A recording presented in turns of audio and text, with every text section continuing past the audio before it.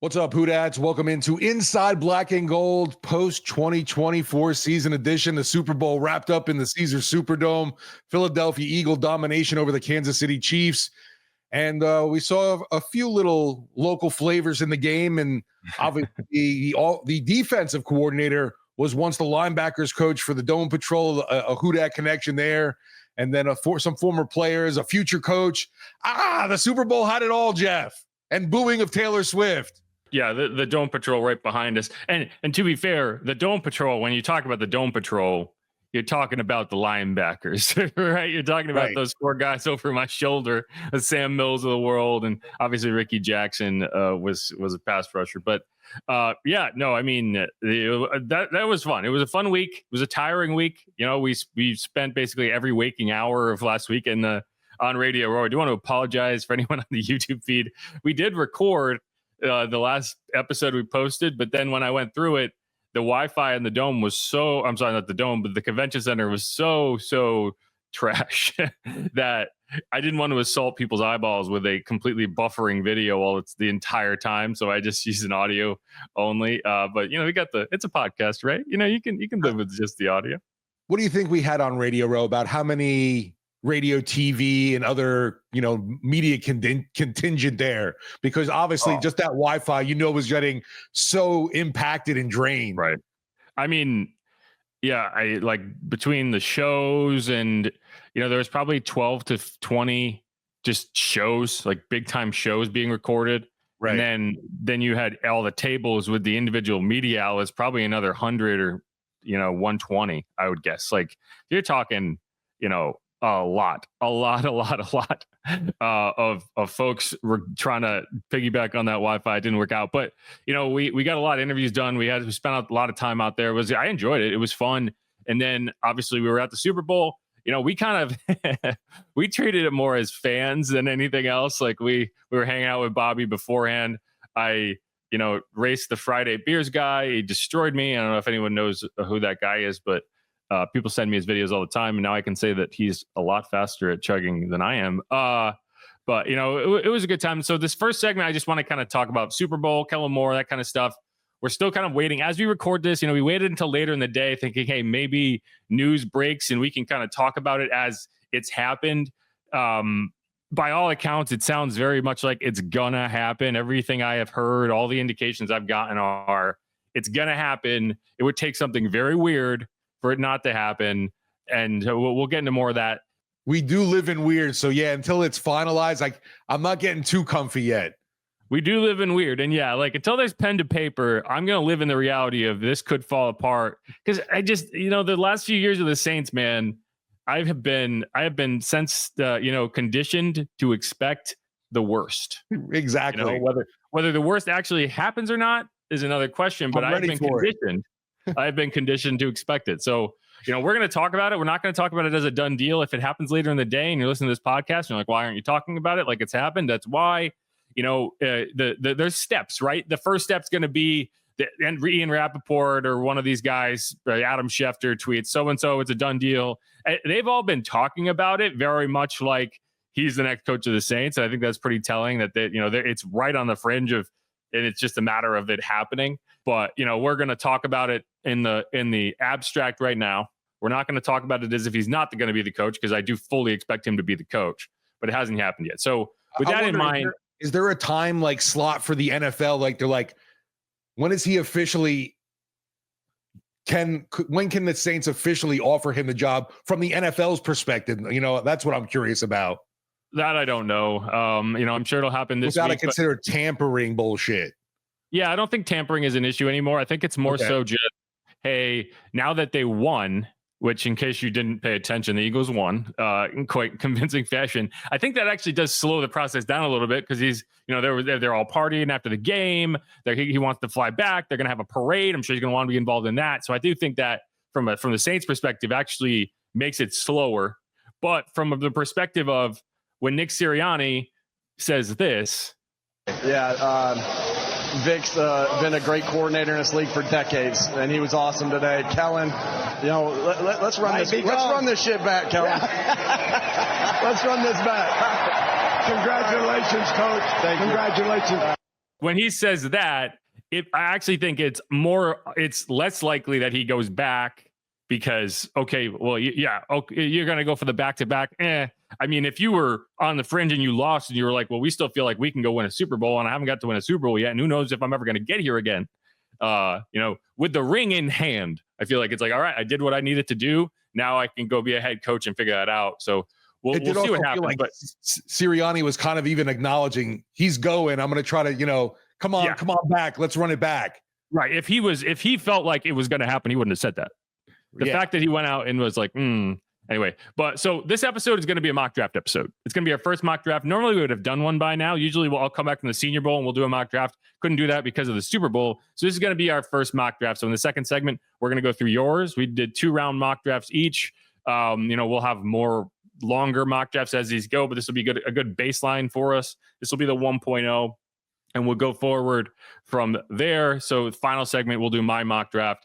But yeah, I mean, Steve, you grew up an Eagles fan. Obviously, that was a cool environment for you. As someone who was just rooting for a good game, I didn't enjoy it so much. I did not want to see a three-peat in the Dome.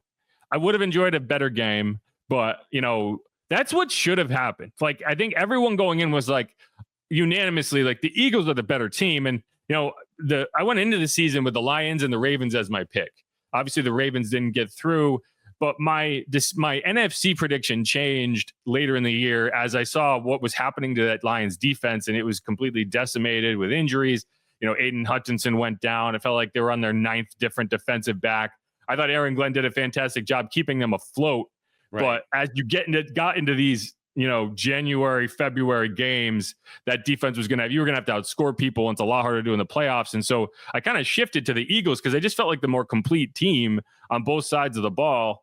Every move they made last offseason hit. They had some injuries, but not like devastating injuries like a lot of these other teams had. And I think that's what you saw in that game. Like, you saw one team that was complete and one team that won a lot of close games and was very much dependent on Pat Mahomes rescuing them. And once the defense was incapable of getting off the field and Pat Mahomes was under constant duress, it was all that's the story. It's really amazing to me, the run they were able to put together, considering there seemed to be turmoil. There were issues, AJ Brown on the bench, he's reading, books. You had just a lot of critique of the head coach and the way he handles just about everything. New coordinators again this year going in for Philly. But yeah, I mean, I think it was kind of obvious and everybody knew going into it, the talk was the defense and offensive fronts for Philly, which were pretty impressive. The O-line, though, had its difficulties against the Chiefs, and Saquon didn't go off in the game either. But I give a ton of credit. I mean, that's why Jalen Hurts, despite an interception, MVP, way he was able to be accurate with the ball, and then the spots he used his legs, it was just a ton of green for him to take up. It was pretty awesome to see. And yeah, I mean, I was nervous the day before even going to sleep. I was having a hard time just because it's the Chiefs. And as an Eagles fan, like you said, growing up, game day, I needed our little pub crawl to the stadium to kind of calm it on down too. And then, yeah, once the game kicked off, I was happy to have put the foot on the pedal, the gas pedal, and keep it there. And it was always in the back of my head, it's not over. You got Patrick Mahomes out there, but Philly really did flex their muscles for the entirety of the game. The end, they were up they had given up 6 points before the Chiefs really started putting up numbers. Yeah, it was 40-6. Like the score of that game in my mind is 40-6. And the last two, like the Eagles were in such control of that game that they were able to coast for the final 10 minutes. Like there was one point I looked up and I was like, there's 8 minutes left in this game. If this was even a 21-point game, you'd be like, all right, I'm not comfortable yet. Like something crazy could happen. Get one turnover, whatever. It was like 8 minutes left. You're just like, okay, load the confetti. It's over. We even got to see exciting. Yeah, you spent the entire first half being like, well, they're dominating, but we've seen this story before. Pat Mahomes has been down 10 points in every single one of his Super Bowls. And, obviously they've won a good number of those. So you kind of kept waiting and waiting and waiting. And it became clear at a certain point that I think that second interception, the Zach Bond interception, was when I was like, man, I don't think this is going to turn around. I think this is this is actually what it's going to be. It's going to be a blowout. And it was, I think, and you might disagree with this. Like the Eagles played incredibly well. I felt like they just wanted it more. Like I felt like the Chiefs kind of played like a team that had been there each of the last 3 years and was kind of, I don't want to say sleepwalking, but kind of felt bulletproof. And the Eagles came in there like with the desperation of a team that's like, we're not losing this freaking game. And, the Vic Fangio defense, I think, is built to beat the Chiefs and what they want to do. Right. What I was impressed the most with was they didn't blitz. I mean, they didn't blitz once the entire game. And what's impressive about the Eagles to me is like, you look at a lot of teams and they have these star pass rushers. You're like, the TJ Watts of the world, the Myles Garretts of the world, the guys getting paid a ton of money. I mean, Josh Sweat is a big name guy, but he's hitting free agency. Like, I think they were able to do it. I don't want to say no name guys. There are some big names on that defensive line, but not like, oh man, these are all top 5 pass rushers. And, that's how they did it. I mean, they did it with the pass rush, but they did it as a group effort and kind of a cage rush. And, there was a point in that game where it was like Pat Mahomes isn't looking downfield. He's looking for the rush. But, let's just kind of shift. I mean, one of the things that I thought I really appreciated about this week is I thought New Orleans freaking nailed it. Like, I don't know what my expectations were for this week, for this game. But, when you got like Clay Travis coming out and being like, New Orleans should get the Super Bowl every 5 years, like Clay Travis is out there like looking for every excuse to be mad about, this is democratic city and like all that. Like, even he's just like, all right, I get it. This is how it should be. Let's, See, even as sometimes a bitter resident, I heard so much glowing reviews about how the proximity of things, the food, the people. Yeah. And I was like looking around, I'm like, New Orleans? I was like, but yeah, it's great to see that perception from some of the visiting folks that want to come back here more often. And shoot, I hope we get to cover another Super Bowl, quicker than 10 years. Yeah, I feel like what happens, I was talking to Claire about this. I think what happens is all these folks spend all year long or their time like talking crap about New Orleans. And then they come down here and they're just like, wait, I can just walk. I don't have to get a $40 Uber ride. I can get a beer to go and just walk to the next bar that I want to go to. Like they all figure out in real time. And there's a live band for free. And it's like that's the key. You legit can walk everywhere with a cocktail. Come on. Right. And it's like world-class music next to the world-class food. Oh, and I can wander here with a beer in hand. Like, yeah. Like I actually think, wait, why don't I live here? Like, and it's fantastic. And the big concern I think going in was, we had a freaking terrorist attack a little over a month ago. Like that. Well, it's easy to forget, but it's like 6 weeks ago, everyone was talking about like, should they move the Super Bowl? Like, is this safe? Then we have the president coming in. Right. Yeah. That's a whole nother, like the fact that he decided, hey, I'm going to tax this tax system even more. Like, anyway, but it went off without a hitch. We had a ton of, the National Guard was here. That helps a little bit in terms of security, but I didn't hear a single, I don't know about you, but I didn't hear a single story of like some tourists got mugged or anything like that. Like the only thing that happened really in terms of from a criminal aspect was the Telemundo reporter who died. And not to minimize that as a tragic situation, but it wasn't Super Bowl related. It was out in Kenner. It was a completely different situation. So, I think that was my biggest concern. Is like, okay, can we keep people safe? And, so I thought from the perspective, I've never been here for a Super Bowl. I don't know what it was like back 12 years ago, or even the ones before that. I really was only, aware of the game that year, living up north, but I don't know how it could have gone any better for the city for the NFL. I thought all the pregame stuff was fantastic. John Baptiste freaking killed it. I was a little concerned. He's not that type of singer. When they said John Baptiste was doing the anthem, I was like cautiously optimistic, but like I just don't think he necessarily had the pipes for it. But man, he crushed it. They had the whole the tribute to the Bourbon Street victims, Lady Gaga out there. Sean Payton apparently is still our cultural ambassador, even though he's not the Saints coach anymore, but he was out there. No, I just think, I know some people didn't care for the halftime show. I enjoyed it. I'm a Kendrick fan. I would have told you going in. And when they announced Kendrick, I was just like, people aren't going to love this because Kendrick is a lyricist and the Super Bowl halftime show isn't really for lyricists. It's a performance and he is not a performer. He's not going to draw the attention of people who are not already Kendrick fans. I do call bullshit on the idea that no one knows his music. Like, if you don't know a single Kendrick Lamar song at this point, then you were going to hate it anyway. But like, the most popular song in America is a Kendrick Lamar song. He won album of the year. On it because it was hip hop. There were 70,000 people in that building yelling A minor. It was honestly, to me, it was worth it for that. I understand why people didn't care for it. It should have been if you're going to do a new. I definitely wanted a different name for the halftime show. It should have been Lil Wayne. I would have been fine with Lil Wayne for sure. It just seems more crowd friendly. I don't know how to explain that. Yeah, it's funny because it's not for New Orleans. I think that's probably why, it's one of those situations where people are tweeting videos from the stadium. It's like, this is not really for the people in the stadium. This is for TV.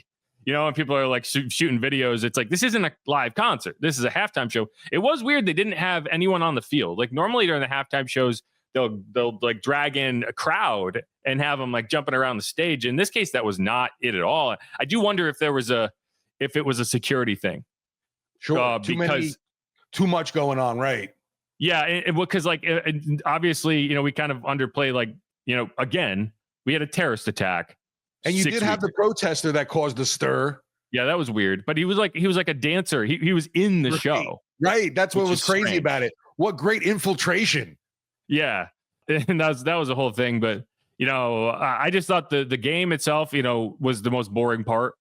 And, I enjoyed it. I've never been at a Super Bowl before. I don't know if I'll get to go again. So, we got our money's worth out of it. And I hope everyone else enjoyed everything but the game, because, it reminded me of I was getting in debates with people like, I think it was the most dominating Super Bowl performance of all time. People say the Seahawks over the Broncos in the first Peyton Manning year, debatable. What makes it that dominating to me, in my eyes, is, the Seahawks did it to like 36-year-old Peyton Manning coming off spinal fusion surgery. Like, yeah, he was the MVP that year, but that's still not peak Peyton Manning. The Eagles did this to prime Pat Mahomes. And what the debate between Mahomes and Brady is going to be a big one as Pat's career goes on. Tom never lost the Super Bowl in that fashion, right? Like, Tom lost a couple Super Bowls, but they came down to the wire. Like, Tom never got blown out in a Super Bowl. Pat Mahomes has now been blown out twice in Super Bowls. One against Tom Brady and the Bucs, one against the Eagles, and both teams did it basically the same way, which was just getting after him all game long, to the point that he didn't have a chance. And so, like, to me, that's the, where you're going to get to the end of Pat's career and he's going to have all these accolades, that you're going to hold that up and be like, you got blown out in Super Bowls twice. And Tom can be like, I came back. The one time I was getting blown out in a Super Bowl, I came back and won that game and shamed every Falcons fan into the ether in the process. Like, sure. Like, that's his legacies. The one time he ended up in that situation, he had the greatest comeback in Super Bowl history. Pat's been in that situation twice and went quietly into the night. So that's my memory of that game. And I'll go down saying, like, no, that is the most dominating Super Bowl performance. And it pains me to say that as a childhood Giants fan, but that's what it was. And Vic Fangio deserves all the credit in the world. Funny thing is, like, we're going to talk about this Eagles offense, and yeah, Kellen Moore is going to roll into New Orleans with all the momentum in the world. I mean, that he was calling that game on easy mode, right? Like, his offense was not taxed one time. They didn't even have to go, though. So he was challenged more with that and had to rely more on, I guess, Hurts to take off. Well, but I mean, like, they everything he did worked, like they had the one OPI and everyone was like, oh, here we go again with the refs. For sure. It was like, oh, crap. And even then, it was, as you saw the rest of the game, you're like, okay, the refs are not the story of this game. No, but I mean, it's a lot easier to call an offense when everything is working. And it seemed like the Chiefs' defensive strategy was, we're going to take away Saquon. And if you beat us with everybody else, you beat us with everybody else. And they for the most part took away Saquon. But, I think by the end of the game, they were just beaten down physically and emotionally. And, they were, even if they could have led 5 straight scoring drives on offense, their defense wasn't getting off the field. So, I mean, I'll give Kellen Moore all the respect in the world. I mean, they're coming off 55 points in the NFC Championship game too. So it's not a one-off. But, I think the story of that game was the Eagles defense more so than the offense. And I think Vic Fangio deserves a ton of credit. Yeah, my lead for WWL Morning Sports was the story last night was pressure. That's what I felt like, that there was just tons of pressure on Mahomes. Yeah, no, it was crazy, and they couldn't run the ball. They were dropped. Like they were out of it, and and I think the Eagles fans deserved it. I don't think that it was necessarily a heavy Eagles contingent, like in terms of total bodies in the stadium. I think it was mostly split evenly. But like the reason it sounded like there was twice as many Eagles fans as Chiefs fans is the Eagles fans brought it from the jump. Like, and I think that's part of it. When you go into the Super Bowl 3 times in a row, it's kind of like, okay, yeah, you take it for granted. Eagles fans were like all in, like we're booing Taylor Swift. We're doing tomahawk chops. Like they're not getting no one over on us. Feeling themselves at the end, right? When you see the Eagles feeling themselves at the beginning, they were feeling themselves a little too early, I thought, but at the end it didn't matter. Yeah. I was, one of the things from the game that I was definitely surprised by. I thought that Isaiah Pacheco was going to have a way bigger role or be more of a problem, and I just felt like his usage was even low. Well, I mean, Isaiah Pacheco really. Have you been watching the Chiefs? He's been. That's what I mean. Like, what happened to him? Yeah, he's been dealing with injuries all year. He hasn't been himself. They needed to run the ball. They just didn't. I mean, Kareem Hunt. They could not get first downs. It's hard to run the ball when you can't get first downs. Right? I think they had like 2 first downs in the first half.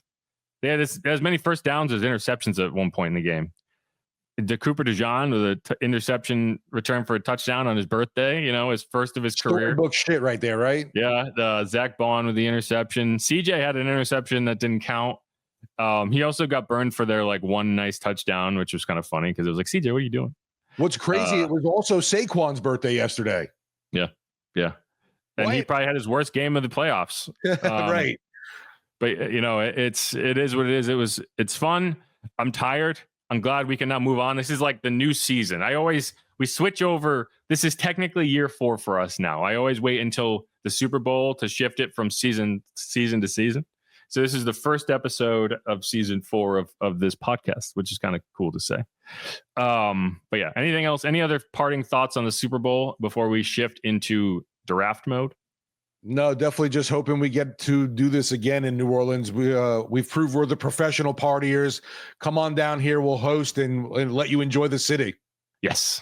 Yeah. I think it's hard to find a negative with how this week went for the city of New Orleans specifically. Walking beers, great food. Come on.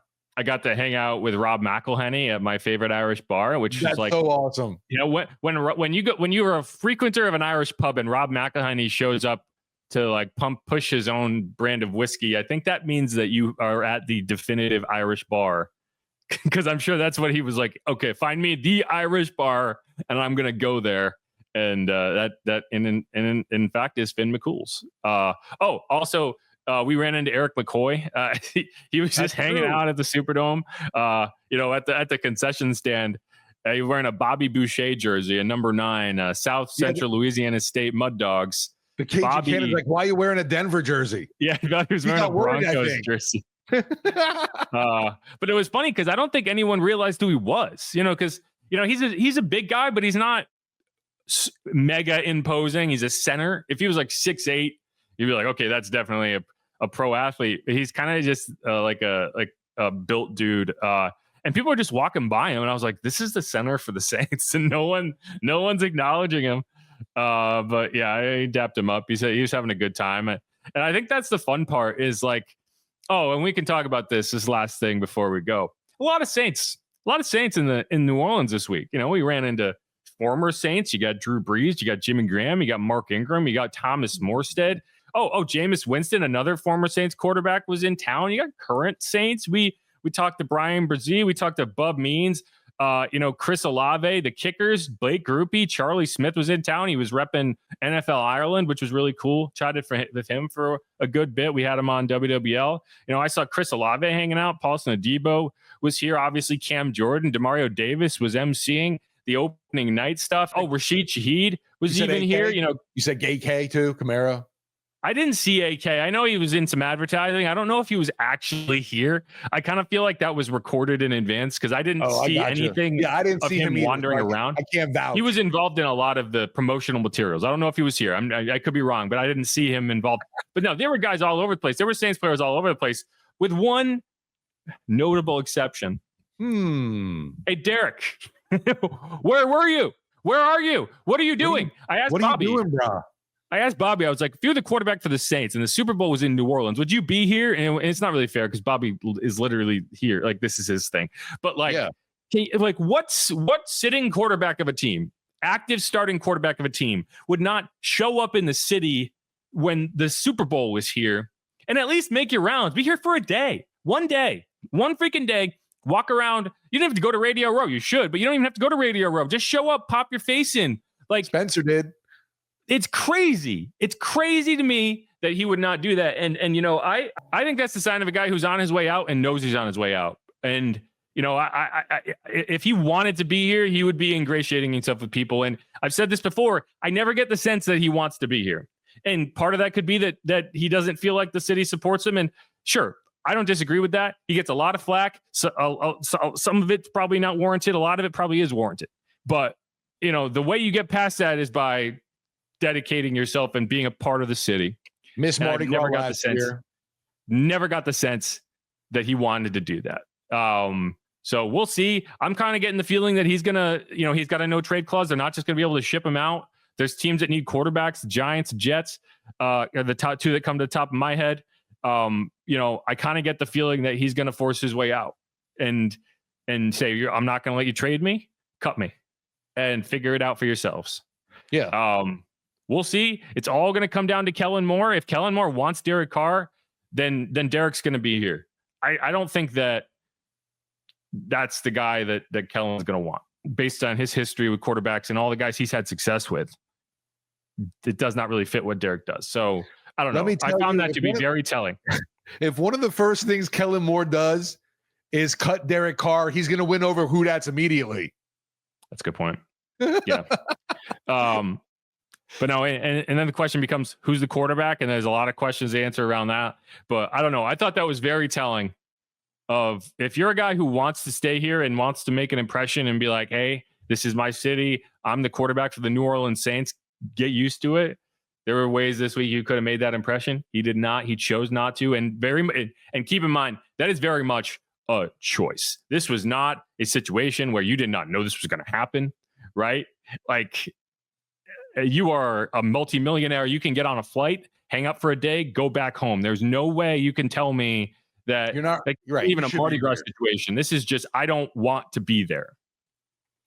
No, even with last season, I mentioned he wasn't around for a Mardi Gras event, and it was like, that's New Orleans, dude. Why aren't you at least representing one parade? One. And then now this year.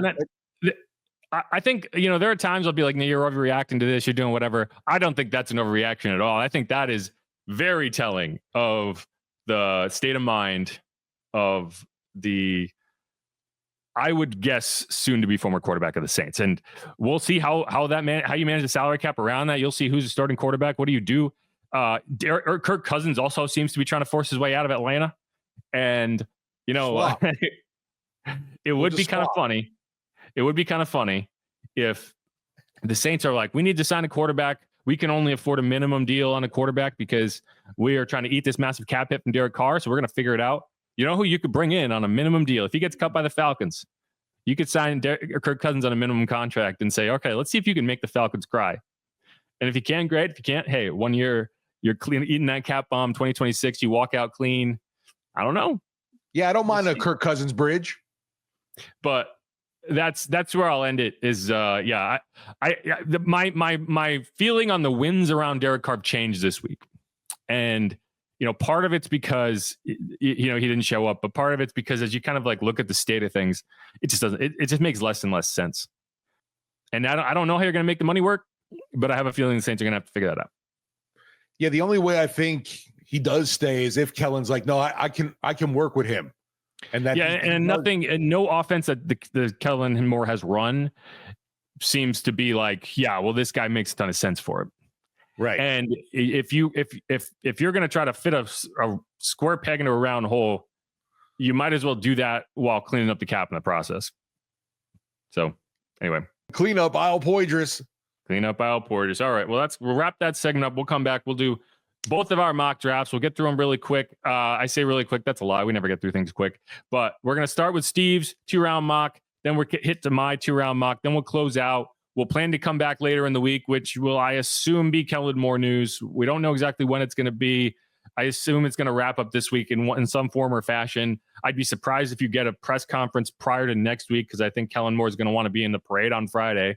But either way, that's going to be the end of that conversation for now, and then we'll be in wait and see mode. So this is Inside Black and Gold. Stick around. We're going to come back with a couple mock drafts. Get ready for the new era, the Kellen Moore era.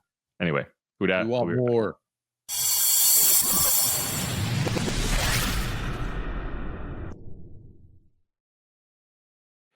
And we're back on Inside Black and Gold. I am Jeff Nowak. He is Steve Geller. We are in season 4 of this podcast. If you haven't subscribed yet, please do that. Give us a rating on Apple Podcasts if that's where you listen, or wherever you get your podcasts. Leave a review. Tell us what you'd like to see more of.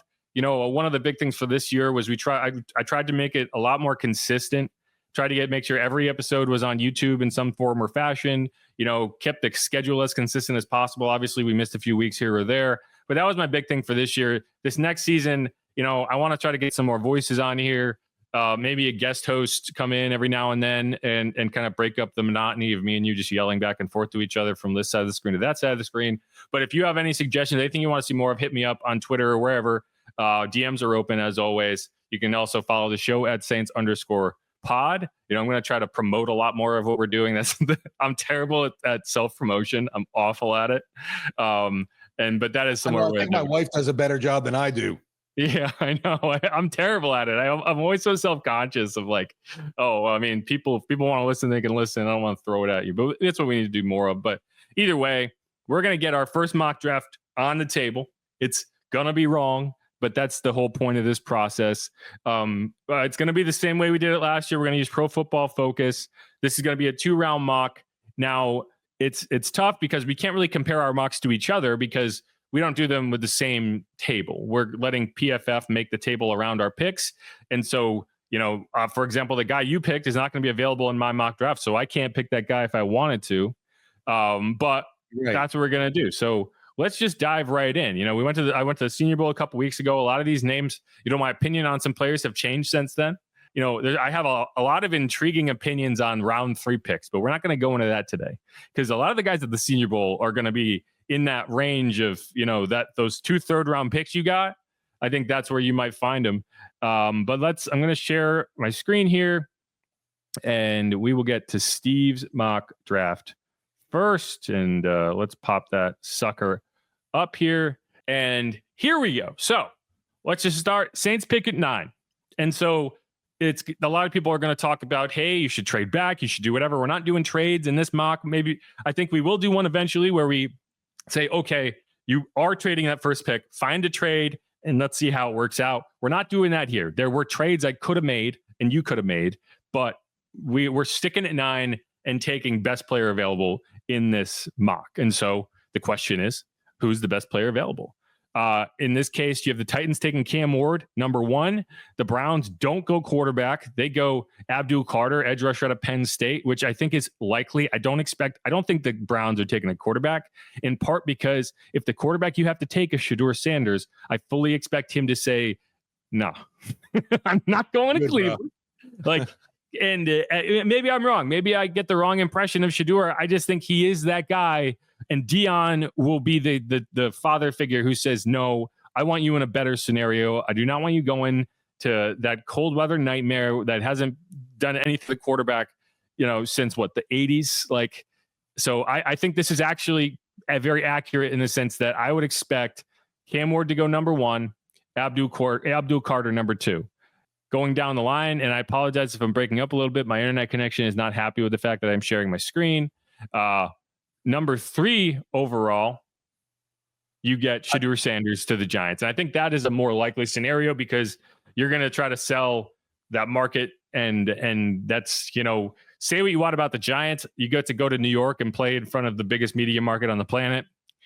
there are worse things for a young quarterback to experience. Number 4, Tet McMillan, wide receiver, goes to the Patriots. That's an interesting one. I do think that the Patriots need to get Drake May some help, so I think that is reasonable. Pick number 5, defensive tackle Mason Graham. I know he's going to be a popular pick for the Saints. He's off the board. This is a guy I would definitely be willing, if you're talking about trading up, if they're so enamored with him and they want to be aggressive and go get a dude. I think this might be that guy.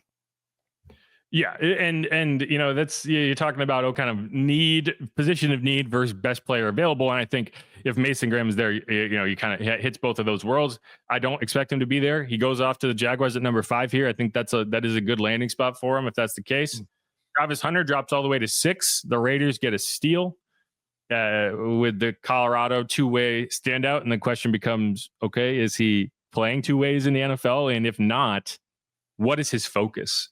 I've seen some people say he should be a wide receiver. They think that's where he will have his biggest impact. He's played mostly defensive back in college. I think that's where people are going to, he's listed as a cornerback. I think if you're drafting him, it would probably be as a cornerback, but it is what it is. Safety Malachi Starks, pretty high. Kid out of Georgia. Pretty damn high, I thought too, right? Yep, that's the Jets. Another team without a quarterback. Then Will Johnson to the Panthers at number 8. Saints, ding, ding, ding, ding, or whatever. I don't know what the buzzer is for this. Ding, ding, ding, ding, something like that. There you go. You got it. Saints are on the clock. Okay, Steve, number 9 overall. Who did the Saints pick? Man, this wasn't even a question. I ran to the podium with my selection for give me Will Campbell, LSU offensive lineman. Definite need for the team. Keep the Tiger in Louisiana. Massive guy, 6'6", 323. Just think, Kellen Moore coming in will want to beef up that O-line. And I know Campbell's not going to be available. So that's why I said, too, I'm running to the podium for this pick. Yeah, it's strange because, it feels like we've been in drafts recently where, there's 4 or 5 offensive linemen going off the board in the top 10. In this case, it feels like there's only one that's even in that conversation, and it's Will Campbell. So I would be surprised if he gets this far. If he does, I agree with you. I don't see how you pass on him. And, the question for the Saints is, okay, Trevor Penning, he's there. I think he had a much better season than a lot of people might have expected him to. I think one of the biggest questions going in was, will Trevor Penning be able to hold up at right tackle? And I think he did. He did an admirable job in that situation. I think John Benton really helped his development, and I think he does have some hope as an offensive lineman in the NFL. All that said, if I can pick up a stud tackle and put him across from our other stud tackle in Fuaga that I grabbed last year, I'm doing that. And the question in this scenario is, would you keep Tali Fuaga at left tackle, or move him over to his more natural position of right tackle and throw Will Campbell in at left tackle? I would probably err toward, I want my second-year player on the blind side of my quarterback and see if Will can play on the right side. But that's a good problem to have. Yeah, I just love the fact too, a guy that I think has that decade-long production that you could just have an anchor right there in the middle of, at tackle for your O-line, just so key. And I'll work with Penning to try and put him somewhere else or not. If you move on to him and it's like, maybe they look at it as a mistake of the past and they want to, get rid of that totally. But I didn't think Trevor was awful this season, at least.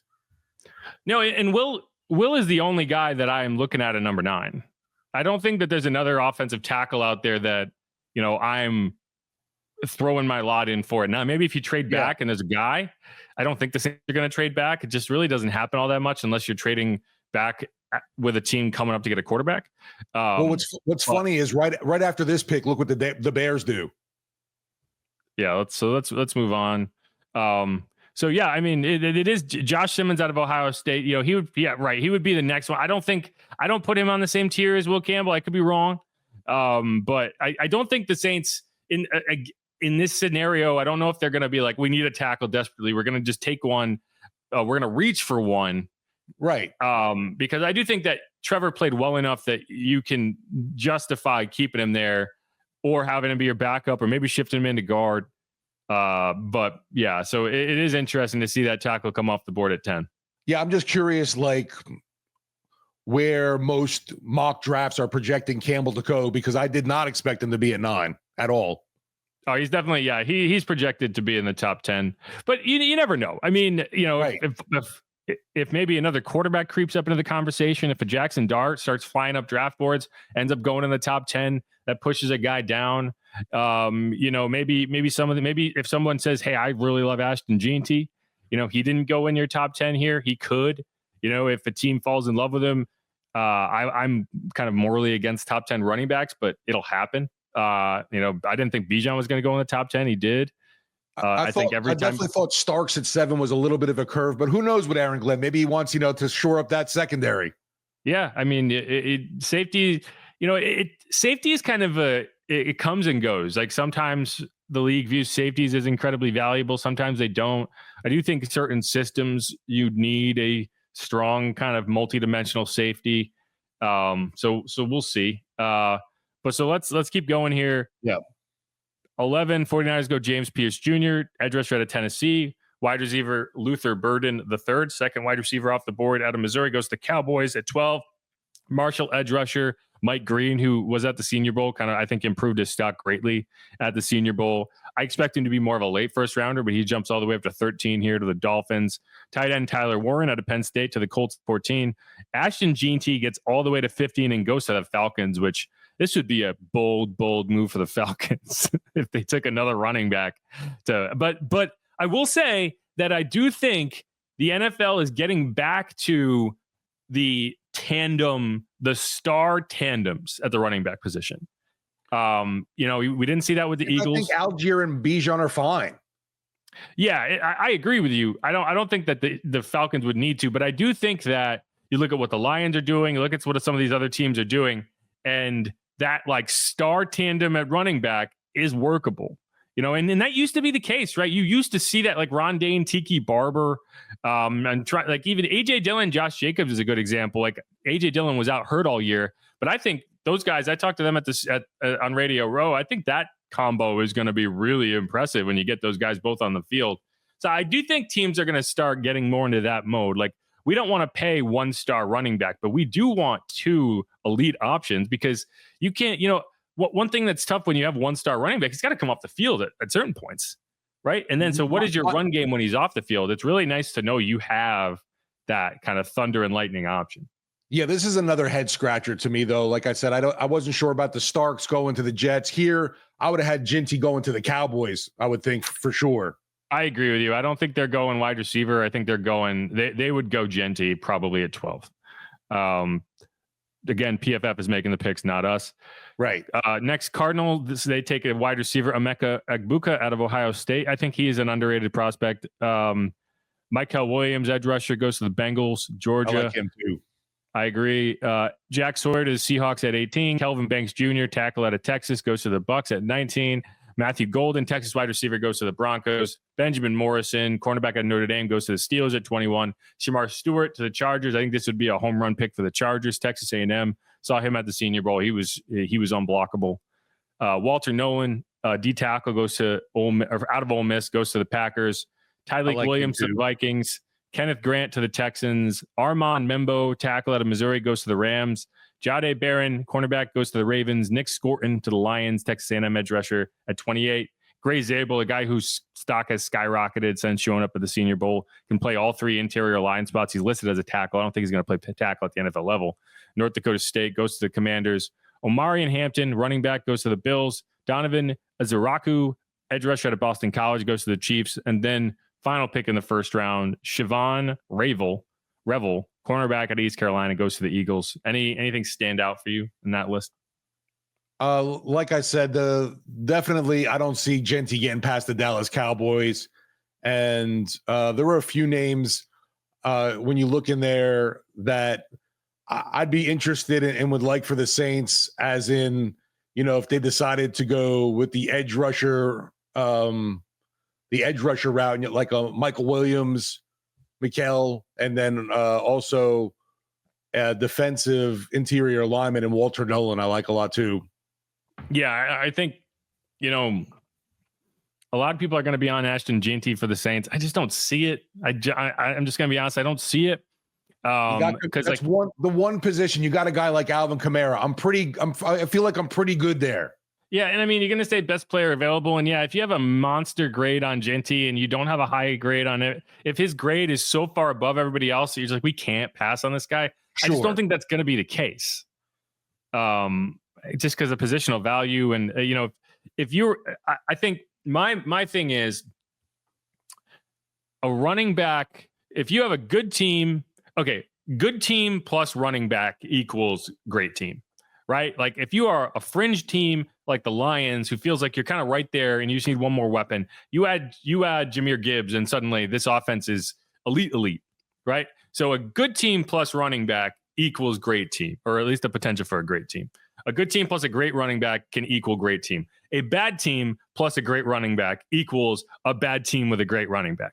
Because you've seen that time and time again of teams that are not contenders adding, like no one questioned whether Saquon Barkley was as elite at the running back position as anybody in the NFL or as anybody has been in quite some time.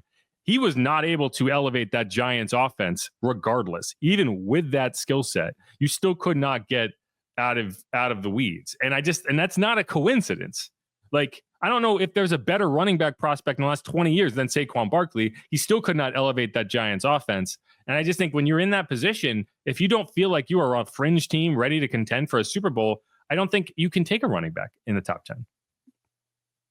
Yeah, it would have to be some kind of, like you mentioned, the score is so high on them, generational talent kind of deal to want to add a guy next to Alvin Kamara for me. Alvin's your prime weapon on offense. Let's get some other help around there. It's the one position I feel like isn't a necessary. I'm not saying maybe later rounds is fine, but it's not the most pressing need for this team at all. No, I would fully endorse them drafting a running back. Right. Just not at number 9. Please short my trenches first. That's all I'm saying.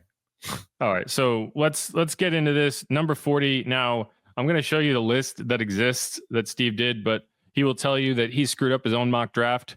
Yes. And rather than do it again, he's just going to tell you who his pick would have been. I was thrown off by getting Will Campbell. I had like the itchy trigger finger.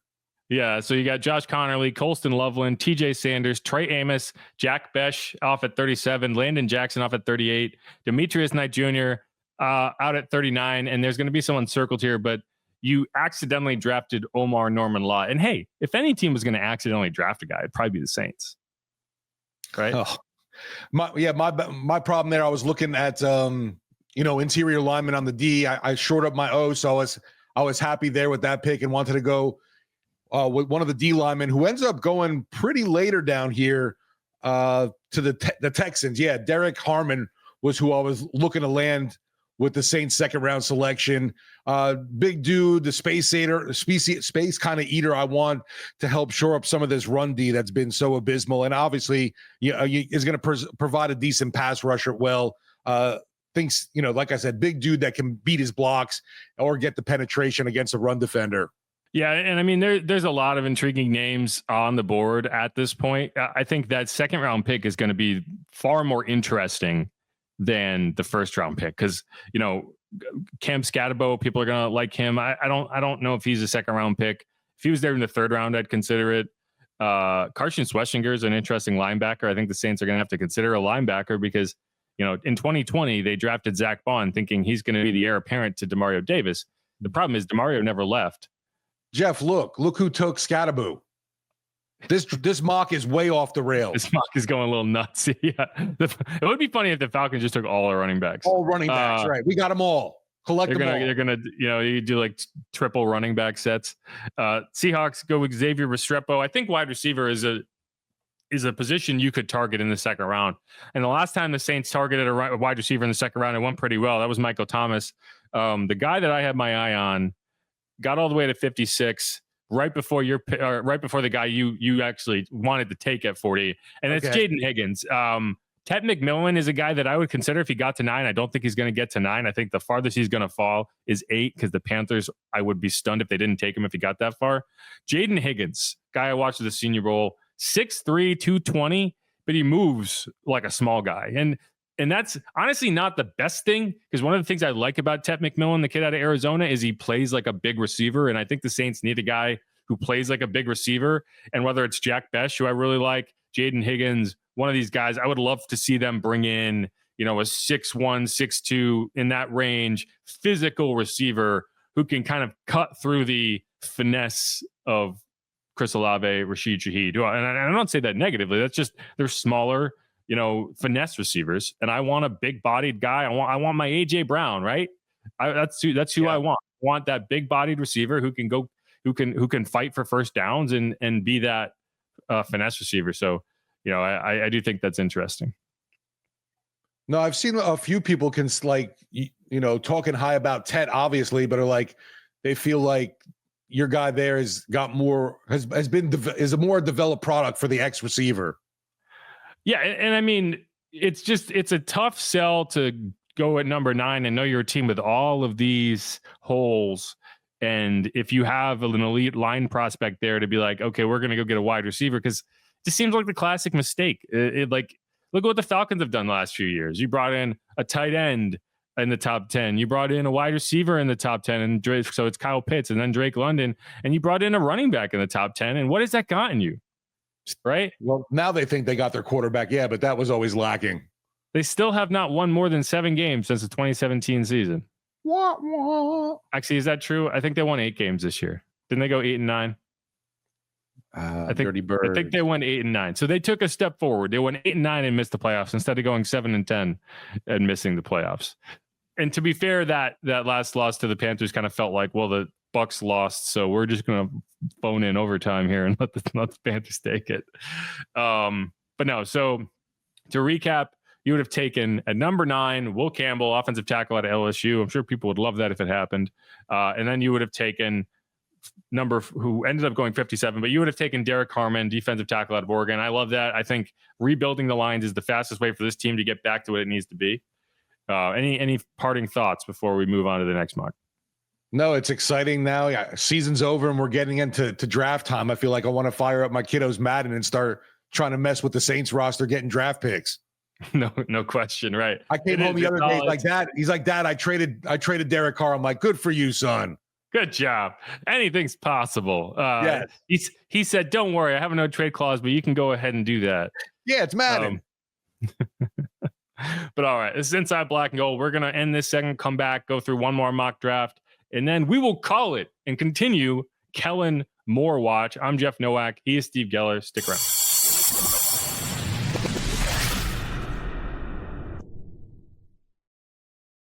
And we're back on Inside Black and Gold, mock draft edition. I'm Jeff Nowak. He is Steve Geller. We are going through mock draft 1.0, post Super Bowl edition, pre head coach hiring edition, but I still think we can pretty much chalk up a Kellen Moore hire. And we'll see. You mentioned Kellen Moore Watch. Please, when he comes in town, signs and does his press conference, take him somewhere good to eat and not a chain restaurant. Please don't let him eat at a chain. Hey, I mean, once he signs that paper, I'm not trying to woo him anymore. I want him to take him to a nice restaurant prior to this. He needs a good local meal at a legit spot, or else I'm telling you, you don't want to tailspin down that drain. It's like, that's the first place he ate. Yeah, we don't want the Chipotle rerun or whatever it is. Why do people keep going to Chipotle when they come to town? I don't know. But all right. Kellen Moore Watch, and a lot of people are going to be like, hey, we want to get Kellen Moore his guy. I disagree. I think I want to rebuild my defense. And so that's going to be a big theme of my mock here. And the problem is I don't know what the defense is going to be right now. I'm still going based on what I know about the Saints defense, which is they are built to be a kind of big body defensive end 4-3 scheme. Now, we just saw the Eagles succeed with a 3-4 athletic edge rushers, and a completely different philosophy.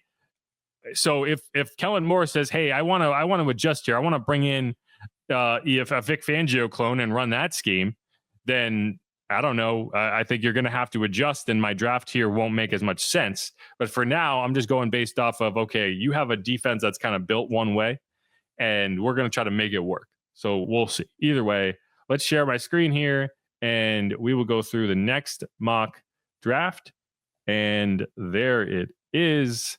So as you can see at the top, a slight change, but not a huge change. Right. So Cam Ward goes number 1 to the Titans. Then Shadur Sander goes to the Browns at number 2.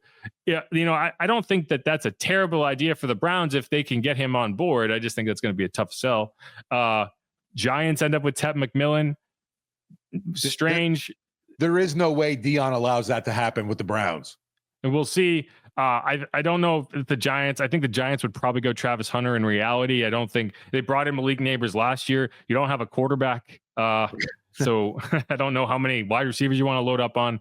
But in this mock, Travis Hunter goes to the Patriots at number 4, Abdul Carter at number 5. I think for the most part, that's how the top 5 picks are going to go. And it's just going to be a question of which order they go in. Yeah.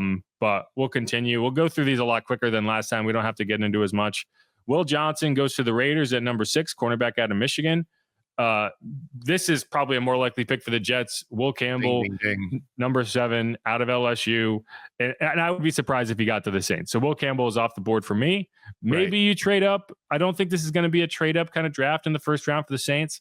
Mike Green out of Marshall goes to the Panthers at number 8.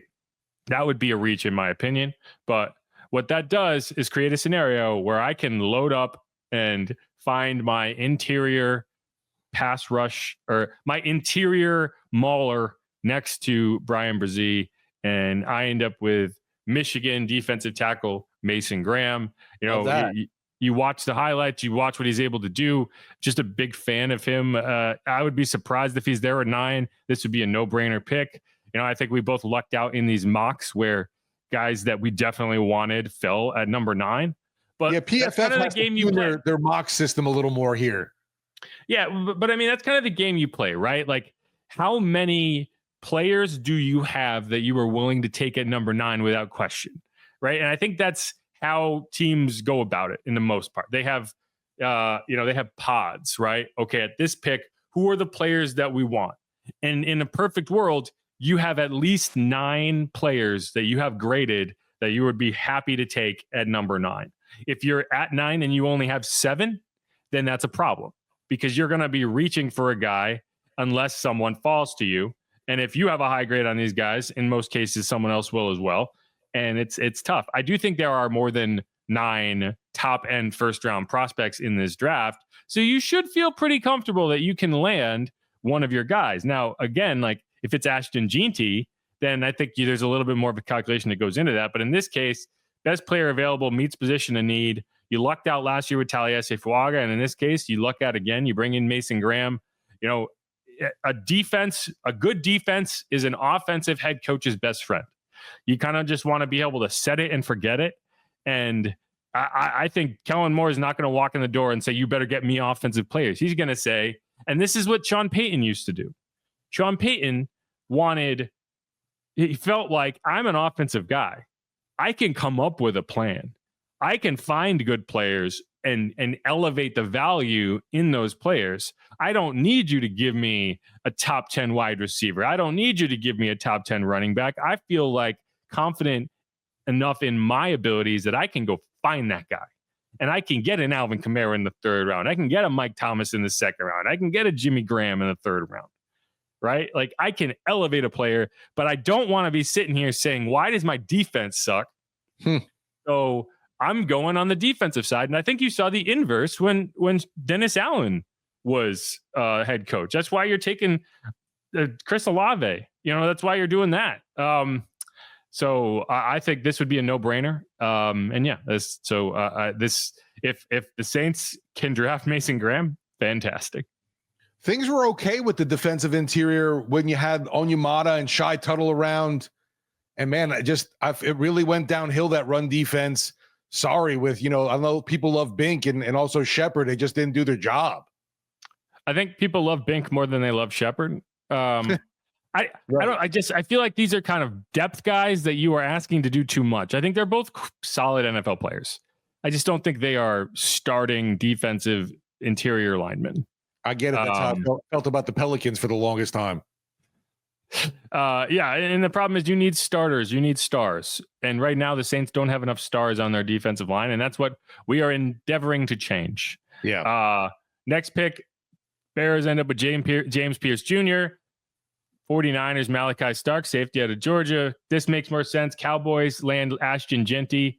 I know there's been people who say, yeah, why wouldn't you trade back with the Cowboys? And I do think that if there is a trade back opportunity in this draft, it's probably the Cowboys who want Ashton Genty and say, hey, I don't think he's going to get past the Bears, because the Bears, I think, are in a situation where you're loaded up with wide receivers. You got the quarterback, you could add pieces on defense, but you brought in Dennis Allen. I feel like I trust this guy to kind of rebuild that defense.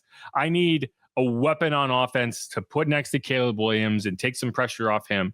And so I could see the Bears being like, yeah, okay, I'm going to take Ashton Genty, or at least feeling like that's an option to the point that the Cowboys, if they really want Ashton Genty, which I feel like they should, it's not like they're loaded at running back and they have the veteran quarterback, and they should feel like we want to put someone next to Dak. Their best offenses in Dallas were when you had Dak Prescott and Ezekiel Elliott, another top running back. The best example of a successful first-round running back draft pick, even though they didn't do anything in the postseason. He was elite for them for a long time. So all that is to say, if there is a trade back opportunity in this draft, it would be with the Cowboys. And so the trade that you would look at would be Cowboys and Eagles, when the Eagles moved up from 12 to 10 to get Devontae Smith. And so let's just for perspective, in that trade, the Cowboys netted an extra third round pick from the Eagles for Philadelphia to go from 12 to 10. So if you are of the trade back inclination, that's really all you'd be getting. You'd be moving back 3 spots and probably adding another mid to early day 2 selection.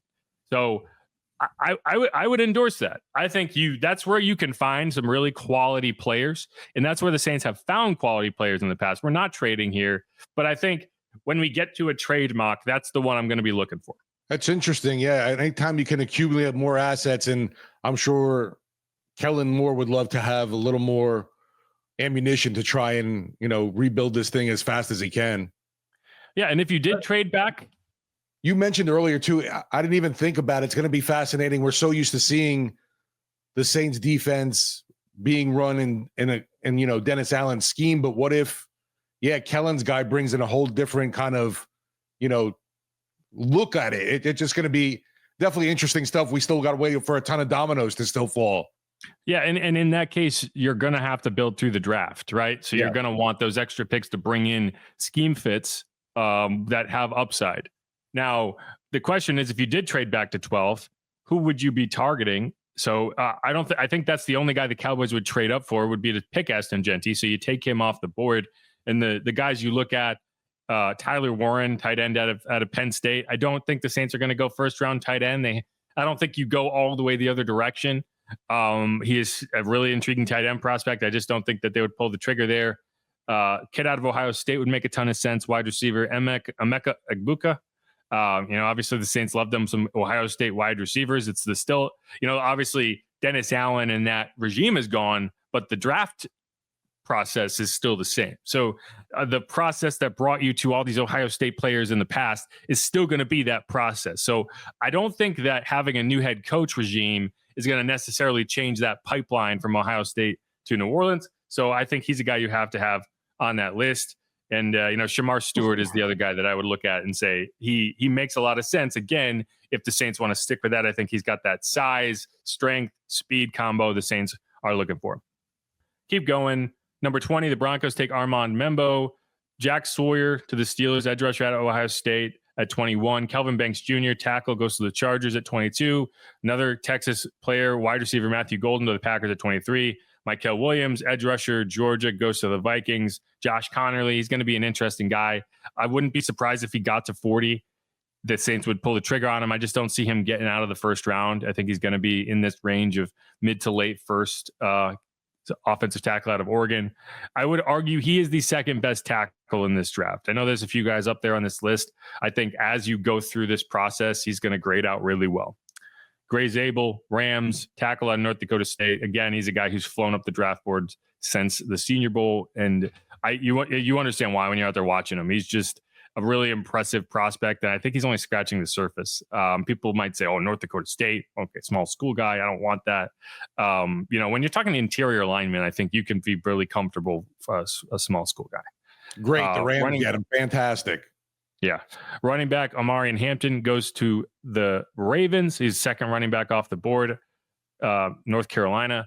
Tyleik Williams, defensive tackle to the Lions at 28. Jahdae Barron, cornerback out of Texas to the Commanders at 29. Trey Amos to the Bills at 30. Another intriguing guy. I do think cornerback is a position you have to look at because we don't know what's going to happen with Paulson Adebo. We did see him running 21 miles an hour on a treadmill.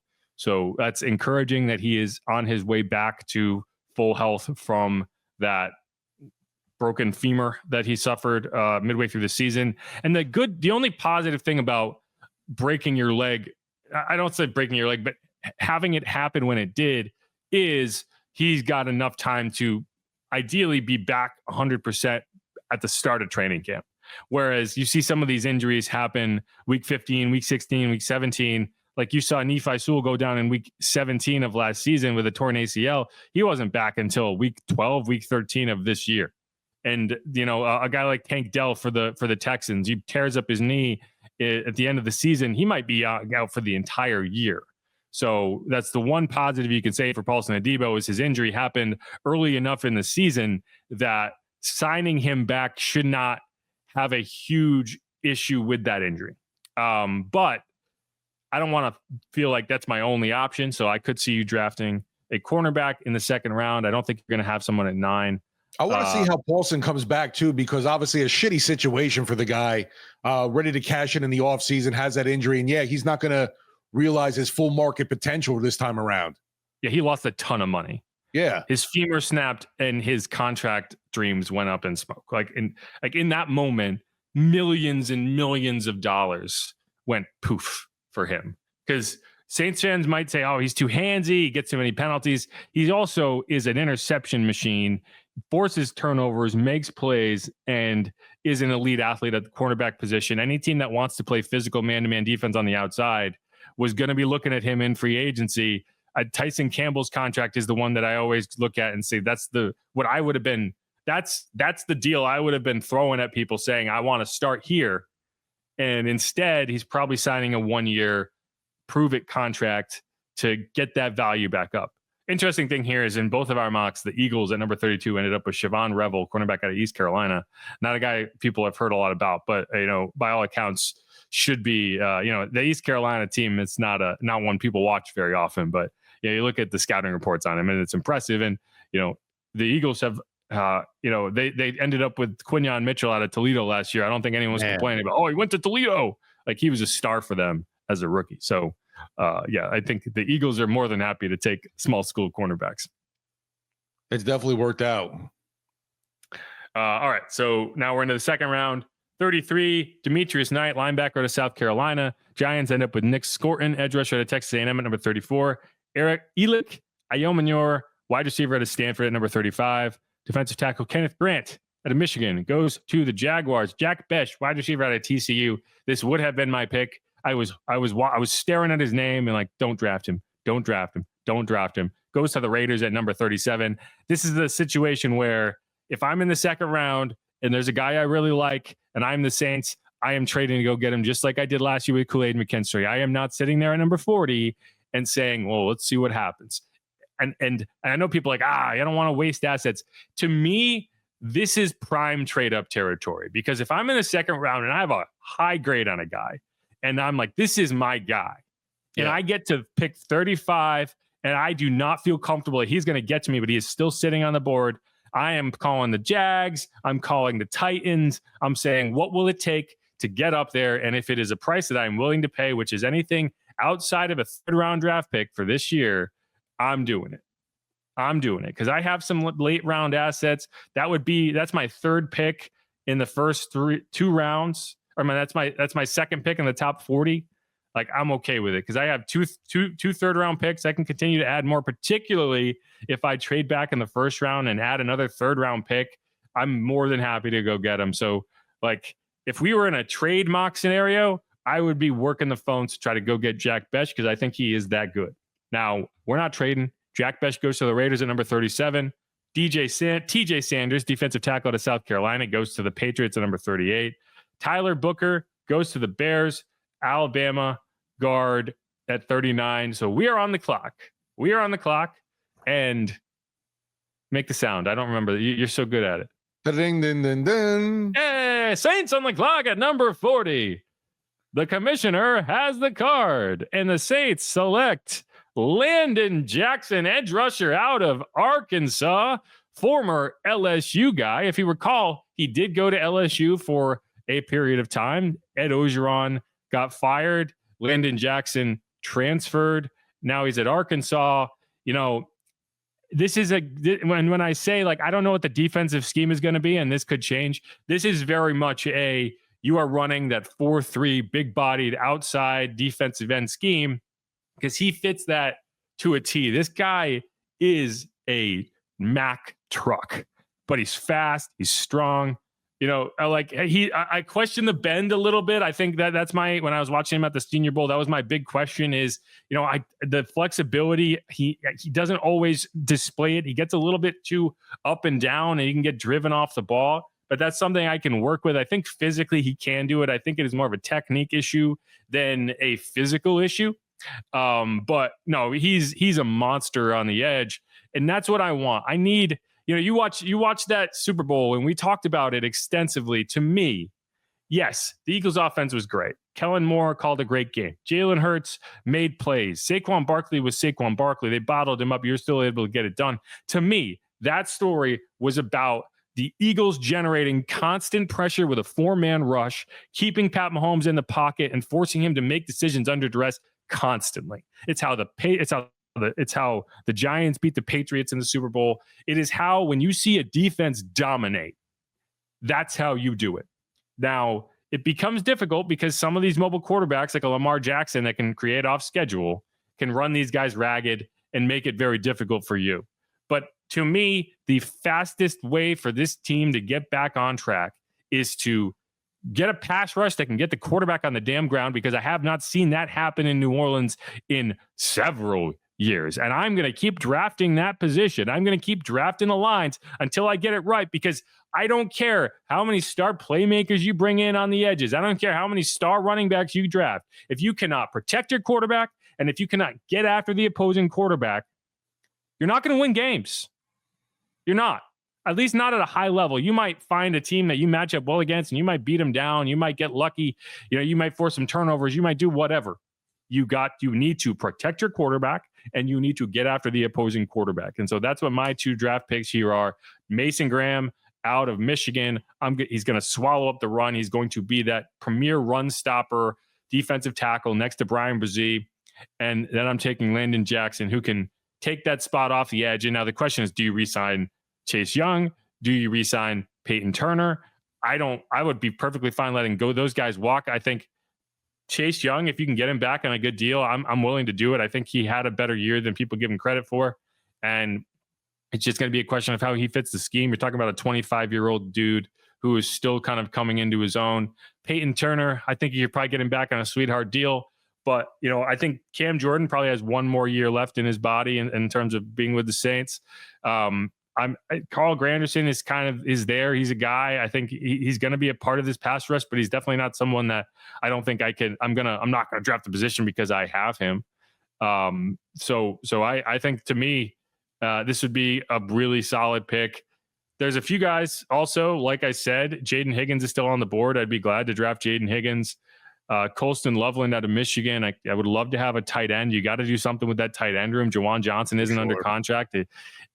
We'll see if they bring him back. Obviously, Foster Moreau was still there. I wouldn't mind seeing him be more incorporated as the top receiving tight end option. But I want to mention, we were talking about Saints. We saw this weekend Super Bowl. Jawan Johnson did take part in doing some pregame stuff with the flag football game. I saw that. Yeah, Jawan was a part of it. I would another one in town. I would expect him to stick around. Now, on what kind of deal? Are you signing him into a 1-year deal? Are you signing him as your premier tight end? He did, to his credit, he did lead the Saints in receiving yards this year. Now, he did it with like 500, but he was your best weapon in the receiving game over the second half of the season. It just wasn't a very dynamic receiving game. Cam Scatterbo at 50 goes to the Seahawks. He's a guy that would be intriguing, I think, as a 3rd-round pick. If you can get to him with that first 3rd-round pick, I think that's where the Saints would want to target a running back, not at 40. Xavier Restrepo, 52, goes to the Broncos.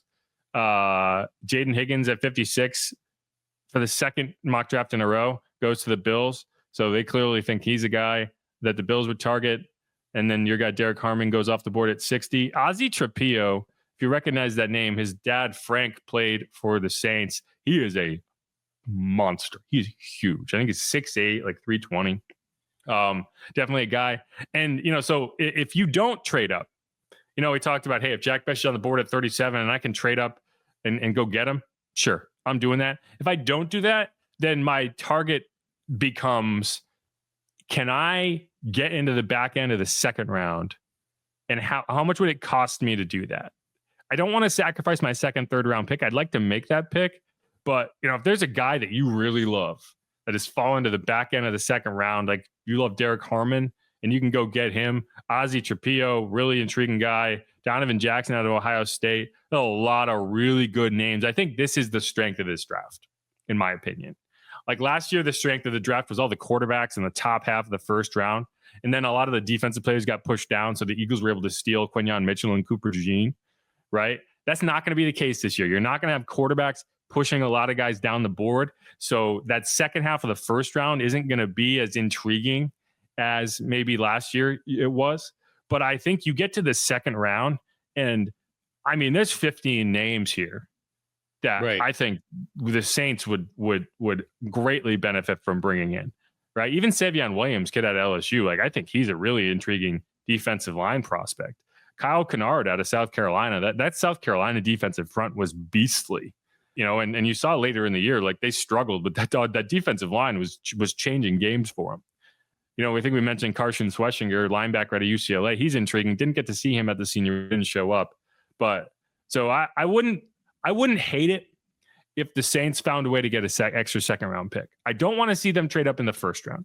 I would like to see them go get one of these guys. What's funny in yours too, my mistake pick ended up going to the Falcons. Omar Norman Lott. Yeah, and he's not a guy I know a ton about. I was surprised when I saw you take him because I was like, oh, maybe Steve really likes this guy. But no, that was definitely like, damn.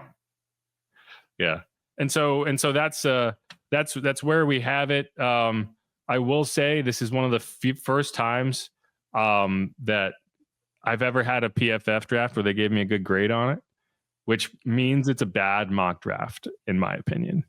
I usually value my mock a lot more when PFF tells me it's a bad mock. But these are the grades. These are the grades they gave me for these 2 picks. And yeah, I mean, again, Mason Graham, if he falls to 9, it's a no-brainer. Landon Jackson, I think you're getting pretty even value. I think that's about where you would expect is early 2nd round. But I think, both of these picks would be home runs. And again, like I'm just grown so tired of talking about pressures. Oh, pressures. Let's affect the quarterback. No, let's get the quarterback on the damn ground. Let's stop the run, right? Let's get teams in 2nd and long and unleash a fearsome pass rush and affect games that way. I'm tired of it. I'm tired of talking about, oh, he's getting so many pressures. I want sacks. And I am of the belief that like sacks are overrated, but you still got to get them. You still got to, you got to harass a quarterback. And like pressures don't matter to me if the quarterback is still finding a receiver wide open downfield. Pressures only matter to me if that pressure leads to a throwaway or a very low percentage pass. If a pressure results in a wide open throw to a receiver or a tight end or a running back, then the pressure did not affect the play. Okay? So I want a new stat from the NFL that tells me pressures to throwaways, pressures to forced incompletions. Because I think a lot of the time we talk about pressures and really it's just, okay, yeah, you forced a guy who wants to roll out anyway to roll out of the pocket. You forced Jaden Daniels to roll out to where he wants to go and finds a wide open receiver. That's not a pressure to me. That's just a failed rush. And I know that pass rusher, defensive linemen aren't sexy. People don't get excited about it. I need them. I need them. Give me pass rushers. Give me a defensive line, and we'll figure out the rest. Yeah, my biggest thing, pass rush, sure, but man, 4.9 yards a carry ain't going to cut it for your rushing defense, and it was abysmal last year. No, and that is what I like about Landon, and that's part of the reason I think for the Saints, he makes a lot of sense because he does profile as kind of a dual defensive end in terms of you don't have to take him off the field when the other team's going to run the ball, right? Like I think putting him next to a Cam Jordan and letting him learn from that guy is going to be very beneficial because he has that frame, he has that ability, so I'm happy with this mock. Yeah, I'd be all about Landon Jackson. I like that pick there. Yeah, and if I don't recall, like it was funny because I remember him vaguely at LSU, and the kind of gripe on him then was he's kind of a beanpole for a 6'5" defensive end, like where he's not big enough, and you see him 3 years later, and he's hulking. He's a monster. Like I was watching him line up. He's had to have gotten taller, huh? It's tough to gauge because LSU is notorious for giving guys like 2 extra inches on their measurements. So he probably has grown into the height that they initially told us he was. Okay. But he measured in about 6'5", which I think that's right there. I think the Saints need to adjust downward a little bit. I think the Saints need to start bringing in. I don't think you need to go the full Nolan Smith, right? I don't think you need to go full speed rusher on us, but I do think that I want to see some more athletic edge rushers. And, obviously Isaiah Foskey's a guy that's still hanging around. Hopefully he can figure something out going into year 3. But I think they've already started that process of trying to get a little bit more athletic on the edges, but athleticism doesn't do a ton for you if you're getting blown off the line. And so we'll see how the Saints adjust to that, but that's all I got. You got anything else? You mentioned Isaiah Foskey. It's hard to even think of him being part of the team. Now, he'll be here. He's heading into year 3. I think like this is a big year for him. Like he's got to show something, or you may move on from him after year 3. But it's tough because you don't even have reps to look at, right?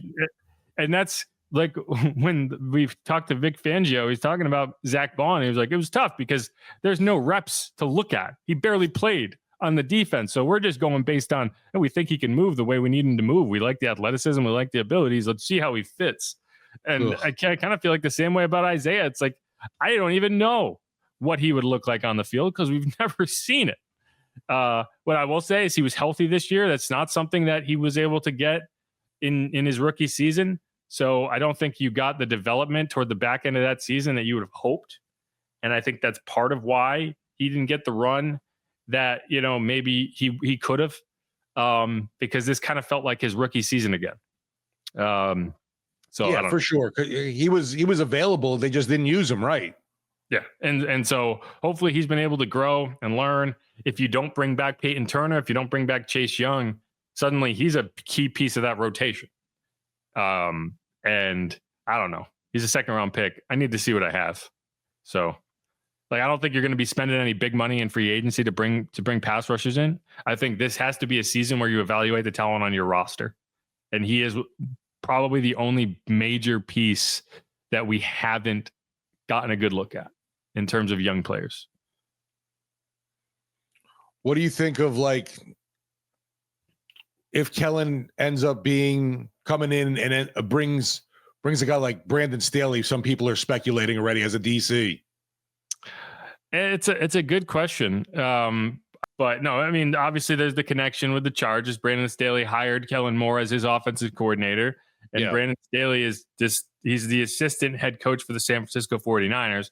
So you could theoretically hire him away from them, because I don't believe it's weird because assistant head coach feels like a big title, but I do think that defensive coordinator would still be viewed as a promotion. A promotion, right? And you could theoretically hire him as defensive coordinator / assistant head coach. There's nothing stopping you from doing that.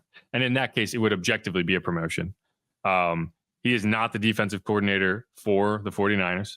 So you could get that done. The last time he was the defensive coordinator was for the Rams in the 2020 season. He was obviously with the Chargers 2021 through 2023. But I also think, when we've talked about this, one of the attractive things about hiring a failed head coach as your defensive coordinator is if he shows up and balls out as your defensive coordinator, I am not worried about a team coming in and poaching Brandon Staley. Maybe after 2 or 3 years of really good defensive coordinator work, you could see a team coming in. But I don't think anyone watching how that thing fell apart in LA with an elite quarterback in Justin Herbert, who I think we all agree is an elite quarterback. I don't think anyone's going to be clamoring over, tripping over themselves to go get Brandon Staley. So I actually think that could be a really intriguing prospect.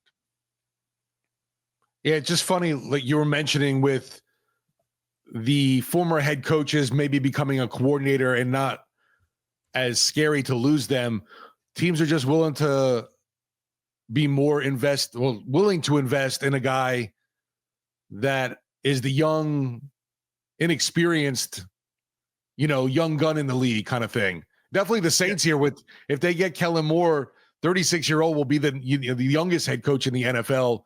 And I think by far, right? How old is Ben Johnson? He's probably the second youngest. And I know Ben Johnson's 38. Okay. And I know the guy from Seattle's pretty young, McDonald.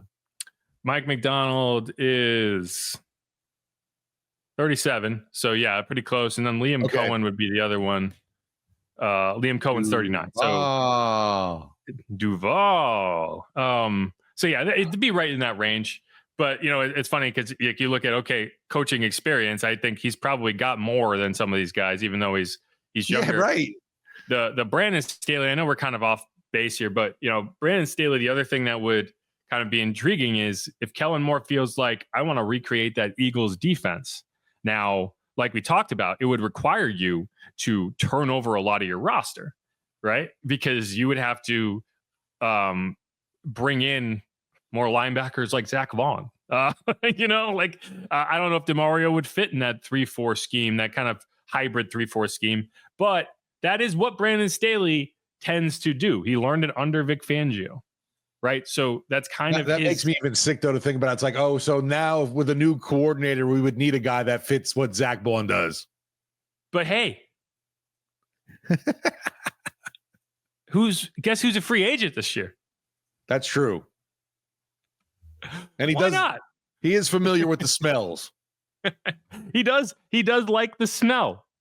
He said it.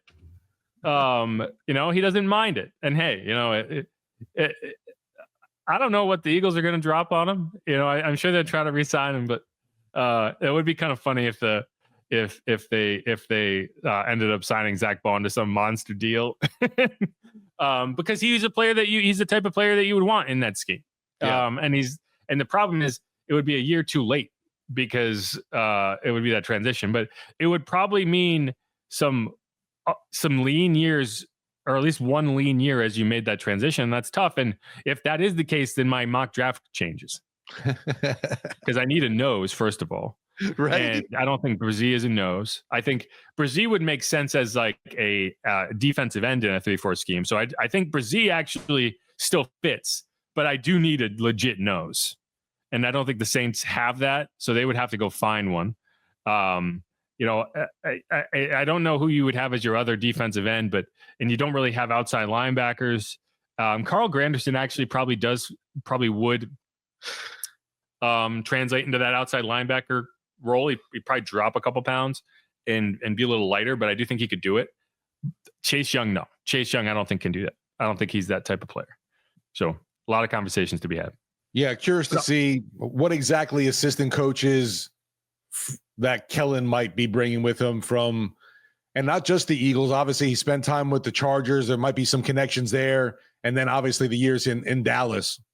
Yeah, and that's the benefit of coaching in multiple spots is you have a lot of connections and you work with a lot of different people. So that's why it becomes really tough to make a pool of potential candidates because it's such a wide net he can cast. But either way, that's conversation for another day. This has been our mock draft 1.0. A lot of line prospects, and I think that's going to be a major talking point for the Saints is rebuild the lines, whatever it looks like. But this is Inside Black and Gold. Thanks, everyone, for listening. We'll be back later in the week. Hopefully we have a head coach to talk about, and we'll dive into that. We'll have a press conference for Kellen Moore at some point, I imagine, and we'll go from there. The nice thing is we managed to get through this podcast without any breaking news about Kellen Moore has taken the job. So maybe in a perfect world, we'll be able to get the podcast posted before that too. We got to remember, we talked about this at Radio Row. When we do get Kellen, we're going to have to say Super Bowl winning coach back here on Inside Black and Gold. Yes. All right. Who dat? Go Saints. BZL. Take care, who dats. A minor.